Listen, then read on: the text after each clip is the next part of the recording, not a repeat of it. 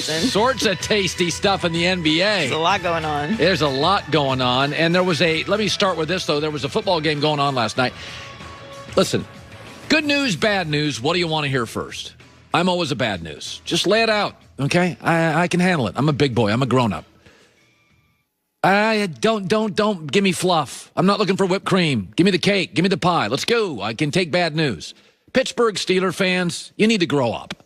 This is not a Super Bowl team. There it is. Go cry in your terrible towels. This is not a Super Bowl team. You're not. You're 11-0, and it feels hollow. Own it. Mike Tomlin, a man's man, who if you asked him good news or bad news, would say, give me the bad news first. Here's Mike Tomlin, who knows more about the Steelers than all of us, his thoughts on his team.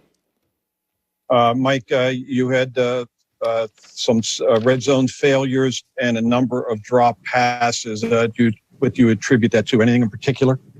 Sucking. Yeah, that's it. Pittsburgh's not a Super Bowl team. Tennessee's better today? Yeah, they are. I know you beat them, but now Bud Dupree out for the year with an injury. So Devin Bush and Bud Dupree and your front seven both out. You're not stopping King Henry. You're not beating Kansas City. You can't lose two of your best players defensively. I mean, this is a team, I always had this theory, say it out loud. Before you do something in life, say it out loud. Let's play say it out loud with the Steelers. You can't run the ball. How do you take the ball away from Patrick Mahomes? Run the ball. You can't. You had to throw 51 times last night to beat COVID-19 ravaged Baltimore. You can't run the ball. Oh, by the way, your two best linebackers, arguably two of your top three are out, so you're not going to stop the run as much. Baltimore, again, ran it 2 times this year against you. You've had the second easiest schedule in the NFL. You've faced 4 backup quarterbacks. Let's be honest about the Steelers. You're getting worse, and teams like Seattle are getting better. You're not a Super Bowl team this morning. I mean, good God, you had the ball for 33 minutes. You had to throw 51 times to escape a Baltimore team using a backup quarterback. And I went in this morning and I went and looked at the Steelers, who they've beaten. In week 1, they beat Daniel Jones. Well, yeah, he had a new coach who'd never been a head coach, and the Giants started 0-5. Then you beat Drew Lock. Oh, my bad. He got hurt in the game, Jeff Driscoll. And then you had this streak where everybody bought into you. You narrowly edged Deshaun Watson, Carson Wentz. You beat Baker Mayfield, Ryan Tannehill, Lamar Jackson. But outside of Tannehill, which one of those guys is playing well now? After that, you beat Garrett Gilbert, Joe Burrow, Jake Luton, and RG3. Just own it. Say it out loud. Most important part of your defense, 2 huge injuries. You won't stop the run as well. You don't run the ball, meaning you can't keep it away from Patrick Mahomes or Josh Allen. I mean, this is the reality of the NFL. Like, I never feel quite this way in baseball and basketball, or maybe even hockey. But in football, we have this component called injuries. And Seattle this morning and the New York Giants are much better than they were in week 2, 3, and 4. And the Chicago Bears, the 49ers, and the Pittsburgh Steelers are not nearly as good as they were in weeks 3, 4, and 5. And that's the reality this morning. And what are they doing well? Kansas City's doing virtually everything well. Seattle now looks like they're starting to put things together. Green Bay, what is Pittsburgh doing well? Ask Mike Tomlin. Here's what he saw last night. I'm really disappointed in our performance tonight. We did enough to win, but that's all. It was really junior varsity, to be quite honest with you, and it was in all 3 phases. We couldn't run the ball effectively when we needed to. We dropped too many significant passes, very catchable, makeable passes.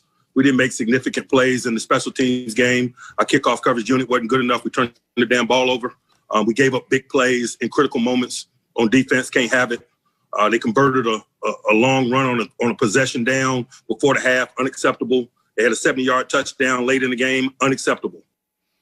6 of the 11 Pittsburgh wins are 1 possession. That is with the second easiest schedule in the league and facing 4 backups. This is, I don't care what their record is. I've never been beholden to records. They're getting dropped to about 7th in the herd hierarchy. This is not a Super Bowl team. And the problem is what you need to beat Kansas City is a running game, don't have it. And what you need to beat Tennessee is the ability to tackle the best running back in football, and now you don't have it. Devin Bush out earlier this year, Bud Dupree out now. Every bit of this skepticism. Felt sad. I remember what he was. He was Lamar Jackson before Lamar Jackson. That's what he could have been. He was Kyler Murray before Kyler Murray. That's what he could be. Skip, he could run. He had world-class speed. This kid was he had world-class speed. As a hurdler. As a hurdler. Mm-hmm. He could throw the ball, Skip. I mean, he threw for 3,000 yards at his rookie season, ran for over 800 yards. And Skip, he had an 80-yard touch. Remember that touchdown run against Minnesota? He just hit the corner and he was gone. He was gone. Yep. Outran the entire defense. And the same thing that happened to him early in his career happened yesterday. He can't stay healthy, Skip. Mm. This is only his second start since 2016. He got hurt in his rookie season. He got hurt the next season. He goes to Cleveland. In his first game, he thinks he's a fullback. He tries to run the guy out, and he blows his shoulder up. And yesterday, what did he do, Skip? Hamstring. Can't stay healthy. And what he wants to be is a pass from the pocket quarterback. But Skip, how can you be from a pass from the pocket quarterback when that's not what your offense is? So he would literally need to spend 3 hours a day just doing dropbacks in a conventional set. Well, that's not your offense. Your offense is not predicated like that. And what he didn't understand, Skip, is that he wasn't a pure dropback passer coming out. So it was going to, see, Mahomes is just, Skip, that's all he did was throw the ball at Texas Tech. So him throwing the ball was nothing. He didn't run the zone read stuff. It was just throw. You look at the guys that are the proficient at throwing the ball. Look at Deshaun. Deshaun threw the ball. They allowed him to throw the ball a lot. Mm-hmm. And RG3 just, he wanted to be Peyton Manning, Tom Brady, and Drew Brees when he could have been the best RG3, and that would have been plenty good enough. Yep. But in his mind, he was never going to get the praise, the adulation, the respect that he deserved because he wasn't a drop back. Because even though he won Rookie of the Year, people was heaping praise on Andrew Luck because he was more like Peyton, those prototypical quarterbacks. Skip, I just felt sad because this kid could have been special. And all we have to now is like what could have been. Yep. And that's all I think about, what could have been. Yep. Likewise. When RG3 came out of college, I became the biggest fan of his.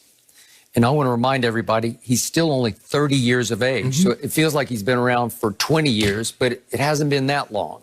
But look at him, Skip. He look older than that. He does. And I'm with you. Yesterday was hard for me to watch. He wound up 7 of 12 for 33 yards. I saw one brief glimpse of the old RG3. Yeah. He got loose for a 39-yard run. I think we have the video of this. On like a quarterback power. Yeah. Just split him right up the middle. And all of a sudden, I'm saying, oh, yeah. Oh, yeah. Yeah, I remember that guy. Huh. And it got them in position to completely mismanage the clock at the end of the first half. Yeah, I don't know how it happened, but they allowed the Steelers to hold down the running back. But nobody was in, RG3 wasn't even in a hurry. Like, he should have been pulling people like, come on, guys, we got to get going. We got to go. And yet he did lob a little potential touchdown pass to Luke Wilson. I thought he had it for a second. Luke Wilson, Terrell. They're the reason why he's not in Seattle. Yeah, I know. I got it. So the point is this.